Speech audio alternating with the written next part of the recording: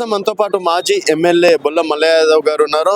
మల్లయ్య గారు చెప్పండి, ఇప్పుడు కేసీఆర్ గారు అలాగే కేటీఆర్ ని కూడా అరెస్ట్ చేస్తాం, త్వరలో కేసీఆర్ కూడా అరెస్ట్ చేస్తున్నాం, హరీష్ రావు పైన కూడా ఎలిగేషన్స్ ఉన్నాయని చెప్పేసి చెప్తున్నారు.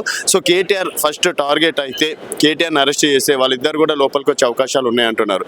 ఏమంటారు దీనిపైన? లీగల్ టీం సంప్రదించింది, అవి సంప్రదించింది, తర్వాత హీరోలకి 10 కోట్లు ఇచ్చారని చెప్పేసి కూడా కొత్త కొత్త వాదనలు వినిపిస్తున్నారు. సో ఈరోజు ఏసీబీ ఆఫీస్ నుంచి అంటే జైలుకి వెళ్ళే అవకాశం ఉందనుకోవచ్చా? ఇప్పుడు కాంగ్రెస్ అవినీతి పాలనకు నిదర్శనం కాంగ్రెస్ అనేది అందరికి తెలుసు. ఈ రోజున్న సోనియా గాంధీ, ప్రియాంక గాంధీ, రాహుల్ గాంధీ, వదేరా వీళ్ళందరూ కూడా బెయిల్ మీదనే ఉన్నారు. ఆఖరికి రేవంత్ రెడ్డితో సహా, ఉత్తమ్ కుమార్ రెడ్డితో సహా బెయిల్ మీద ఉన్నారు. వాళ్ళ మాదిరిగానే పచ్చకమర్లు ఉన్నోనికి దేశం అంతా పచ్చగా ఉన్నట్టు వాళ్ళ మాదిరిగానే అందరూ అవినీతి చేశారనే ఒక భావనలో వాళ్ళు ఉన్నారు. కానీ అధికారం అనుభవించినంత మాత్రాన అవినీతి చేసిరు అని చెప్పేసి అనుకోవడానికి లేదు. కేవలం ఏ ఆధారాలు లేకపోయినా ఈరోజు కక్షపూరితంగా కేవలం అక్రమంగా కేసులు పెట్టి జైలుకు పంపించాలి, పోలీస్ స్టేషన్లలో పెట్టాలనే ఒక ఆలోచనతోనే కేటీఆర్ మీద ఈ ప్రభుత్వం ఏర్పడిన నాటి నుంచి నేటి వరకు దాదాపుగా వరుసగా ఒక 10-15 సార్లు అనేక రకమైన ప్రయత్నాలు జరిగినాయి. ఫామ్ హౌస్ మీద అన్నారు, జన్వాడ అన్నారు, డ్రగ్స్ కేసు అని అన్నారు, అలగచెర్ల కేసులు అరెస్ట్ చేయాలనుకున్నారు. ఏది సాధ్యపడక ఏదో రకంగా కక్ష సాధింపు చర్యలో భాగంగా దీన్ని ఒకటి అడ్డం పెట్టి చేసే ప్రయత్నం చేస్తున్నారు. ఇలా ఏం లేదు, కొండను నవ్వి ఎలకను పెట్టే ప్రయత్నం చేస్తున్నారు. ఆడ ఎలక కూడా ఉండదు. ఓకే, అండ్ అక్కడ సాక్ష్యాధారాలు అంత క్లారిటీగా ఉన్నప్పుడు, సెక్షన్లు అంత క్లారిటీగా ఉన్నప్పుడు మీరు ఏం లేదు అని చెప్పేసి అంత తేలిగి ఎట్లా చెప్పేస్తున్నారండి? ఏం లేదే ఈడి వరకు తీసుకురారు కదా, ఈడి కూడా ఎంటర్ కాదు కదా, గవర్నర్ కూడా ఆమోదం తెలిపారు కదా.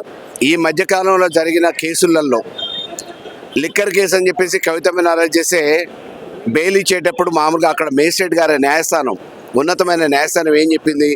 ఏ ఆధారాలు చూపించకుండా, ఏ ఆధారాలు లేకుండా ఇంకా ఎన్ని రోజులు లోపల పెడతారు, బెయిల్ అడ్డం పడతారు అని చెప్పేసి మొట్టికాయలు వేసి బెయిల్ ఇచ్చింది. టెలిఫోన్ ట్యాపింగ్ కేసులో కూడా ఏ ఆధారాలు లేకుండా బెయిల్ రాకుండా ఏం చేస్తారు ఇంకా అని చెప్పేసి మొన్న తిరుపతి అన్న విషయంలో సుప్రీంకోర్టు మేజిస్ట్రేట్ గారు మొట్టికాయలు వేసారు. అంటే వీళ్ళకి ఆధారాలతో సంబంధం లేదు. ట్రయల్ జరిగినప్పుడు నిరూపించబడుతుంది, నిరూపించబడదు, అప్పుడు ఏమైనా మామూలుగా మనకు బాధ్యత లేదు.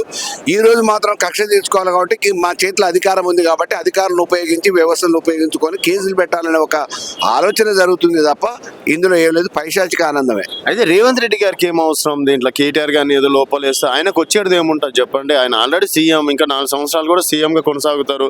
ఆయనకు వచ్చేది ఏముంది, పోయేది ఏముంది? కేటీఆర్ని అరెస్ట్ చేస్తే ఎంత, చేయకుంటే ఎంత అని ఆయన అనుకుంటున్నారు. ఆడలేక మధ్యలో దరువు అన్నట్టు ఆయనకు పరిపాలన చేతగాక, ఇచ్చిన హామీలు నెరవేర్చలేక, ప్రజల దగ్గర చులకన అవుతుంటే ఏదో రకంగా డైవర్ట్ చేయాలి కాబట్టి రాజకీయాలు ఈ రకంగా వేడికి ఇవ్వాలనే ప్రయత్నం చేస్తున్నాడు ఆయన.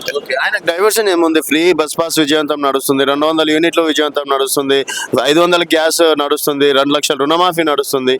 మళ్ళీ అంటే మీరేదో అప్పుడు చేయలేక ఆయన చేస్తుంది కాబట్టి ఈ విధంగా మీరు చెప్తున్నారా?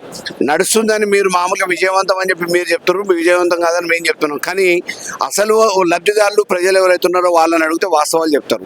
ఎన్ని బాధలు పడుతున్నారు, మాట నమ్మి మోసపోయినామా అని చెప్పేసి ఎంత ఇబ్బంది పడుతున్నారు, నెత్తినోరు బాదుకుంటున్నారు అనేది గ్రామాలలో ప్రజలు ఈ రోజు పడుతున్న అవసరాలకే ఒక నిదర్శనం. ఓకే, ఇప్పుడు స్థానిక సంస్థల ఎన్నికల్లో ఈ ఎఫెక్ట్ ఏమైనా కనిపిస్తుండొచ్చు అంటారా?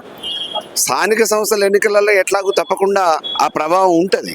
కాకపోతే ఏంటంటే ఏదో రకంగా ఇట్లా అక్రమ కేసులు పెట్టి భయభ్రాంతులు చేసి నాయకుల్ని లోపలికి పంపించేసి అక్కడ స్థానికున్న నాయకుల్ని వీటిని ఏదో కేసులు అయితే అని ఒక భయభ్రాంతులకు గురి చేయాలని ఒక ఆలోచన చేస్తూ ఉన్నాడు. ఈ ప్రజాస్వామ్యంలో ఇటువంటి చాలా చూసారు, చాలా అయినాయి. అందులో తెలంగాణ గడ్డ చాలా చైతన్యవంతమైన గడ్డ, ప్రశ్నించే తత్వం ఉన్న గడ్డ కాబట్టి వీటిని పెద్ద లెక్క పెట్టాల్సిన అవసరం లేదు.